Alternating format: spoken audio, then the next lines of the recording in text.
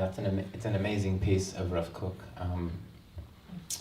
The truth is, I struggled to figure out where to put this piece of his in the book, because you could really put it in the chapter on God. The reason I chose to put it on the chapter of creativity is because I think this is the most spectacular way to think about where creativity comes from for Rav Kook. And for me, it's a similar thing. For Rav Kook, you don't have to wait to see a movie to be inspired. Art is the clouds, conversations with people. My mother always says, my mother's an artist, she says, God is the greatest artist, and we all plagiarize him. Sunsets, animals, laughter. So you see in this piece that Rav Kook is just inspired by absolutely everything. By the way, he says philosophers, non-Jews, Jews, the land of Israel, everywhere.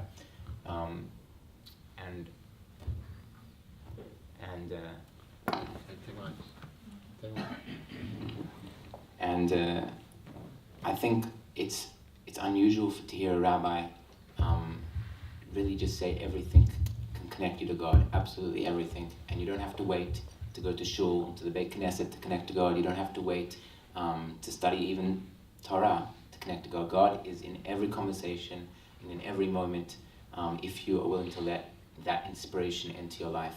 So it's an amazing thing. I want to you touched on creativity. I want to read with you guys.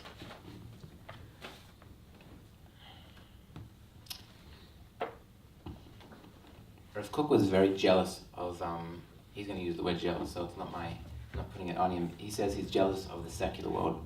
So I want to describe to you why he's jealous of the secular world. I walk around with an overwhelming jealousy of the secular world. It is a jealousy that consumes me.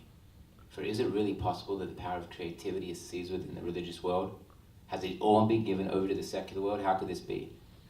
My constant pain is a jealousy on behalf of the holy.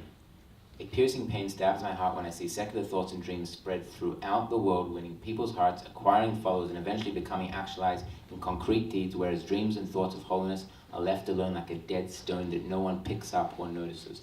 There is no one, he's for sure going to be referring to himself in this piece now, there is no one who is willing to explain, expand, and help the world appreciate these holy ideas, nor is there anyone who is striving to help actualize them into practical deeds. Thus, according all of this, I become sick and suffer great pain of the soul. These are my sufferings of love that cause me to call out in a great voice to proclaim spiritual revolution. That's the name of the book. In this piece, and it's a very, very, again, just, I don't know other words to use than shocking. It's a shocking piece for a rabbi to say, I am jealous of the secular world. What is he jealous about? He would spend a lot of time with Shai Agnon, Chaim Bialik, Brenner, Ben Yehuda. These are poets. Ben Yehuda wasn't, but the other three were poets and writers, and they would come to his house, and Bialik talks a lot about this, that he would come to Rav Kook's house and he would, they would talk about art, they would talk about music. Rav Kook was supportive of Boris Schatz, who was the founder of the Petzalel School of Art, and I think Rav Kook in many ways he felt, why aren't religious people, in other words, if you want to use like a better word because he doesn't like the word religious, why aren't people using the Torah like this? Why aren't we speaking about Torah and mitzvot, about Judaism, about the land of Israel in this poetic way? Why are only people who think that they've abandoned the tradition can be creative? He wants people to grow up in the, in yeshivot, in midrashot, and feel like creativity is a spiritual value. And there's actually a letter that I bring in this book where he says we need to make it a part of the curriculum of the yeshiva. In other words, creative writing, poetry.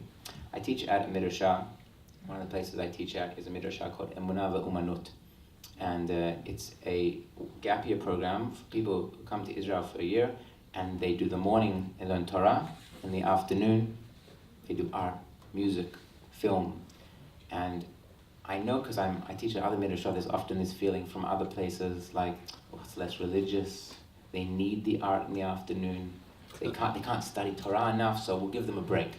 And I think Rav Kook would be insulted by that description, because for him, creativity, art, music, film, he even talks about fashion, is a spiritual value. In other words, why is that not another vehicle to connecting to your soul?